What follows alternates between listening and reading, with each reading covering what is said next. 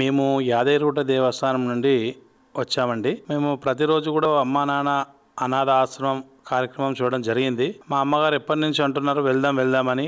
ఈరోజు మాకు ఆ స్వామివారు ఆశీస్సులతో ఇక్కడికి బయలుదేరి వచ్చాము. ఇక్కడికి వచ్చినాక కూడా ఆశ్రమం తిలకించడం జరిగింది. ఆశ్రమం చాలా దివ్యంగా ఉంది. ఎంతోమంది వికలాంగులు, ఎంతోమంది వృద్ధులు, ఎంతోమంది చేతగాని వాళ్ళు కూడా ఉన్నారు. వాళ్ళందరినీ చూస్తే కూడా నాకు చాలా బాధగా అనిపించింది. ఇంతమందిని ఈ విధంగా వీళ్ళు మెయింటైన్ చేస్తున్నారంటే అదంతా కూడా ఆ స్వామివారి దయనే అనుకోవాలి. ఆ స్వామివారు వీళ్ళకి వెళ్ళవేళలా ఉండి ఇంకా చాలా ముందుకు నడిపేయాలి.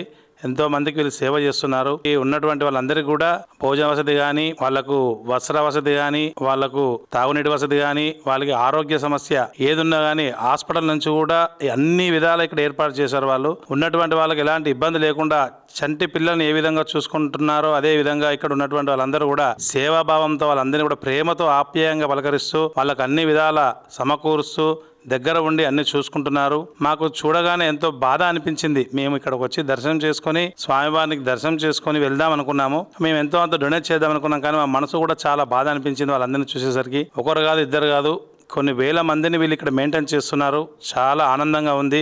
ఇంత కృషి చేసి వీళ్ళు ఈ విధంగా ముందుకు వెళ్ళడం ఎంతో ఆనందంగా ఉంది.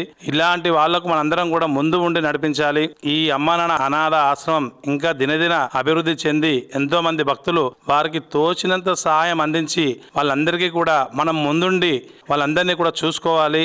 ఇట్లాంటి వాళ్ళకు మనం సేవ చేయడం వల్ల ఆ స్వామివారి ఆశీస్సులు మనపైన, మన పిల్లలపైన ఎల్లవేళలా ఉంటుంది. ఇక్కడికి రావాలి, అందరూ కూడా చూచి తరించవలసినటువంటి క్షేత్రము అమ్మా నాన్న అనాథ ఆశ్రమము. మాకైతే చాలా బాగా అనిపించింది. ఈ నెల 30వ తారీఖు నాడు మా నాన్నగారి తిథి కార్యక్రమం ఉన్నందున ఇక్కడికి వచ్చాము. ఆ రోజు కూడా వీళ్ళందరికీ కూడా ఏదో విధంగా సాయం చేయాలని మాకున్నది. మీరు కూడా కొంతమంది భక్తులు వచ్చి కూడా భక్తులు కానీ లేదా సేవాభావం చేయాలనుకున్న వాళ్ళు కూడా వచ్చి ఇక్కడ సేవ చేయొచ్చు, స్వామివారి ఆశీస్సులు పొందవచ్చు. ఒక్కసారి ఇక్కడికి వచ్చారంటే మీ మనసంతా కూడా మారిపోతుంది. ఇదంతా చూసిన తర్వాత నా మనసే మారిపోయింది. నేను ఏదో అనుకుని వచ్చాను, కానీ ఇక్కడ చూస్తే మాత్రం చాలా అద్భుతంగా ఉంది. చాలా సంతోషం అండి. జై శ్రీమన్నారాయణ.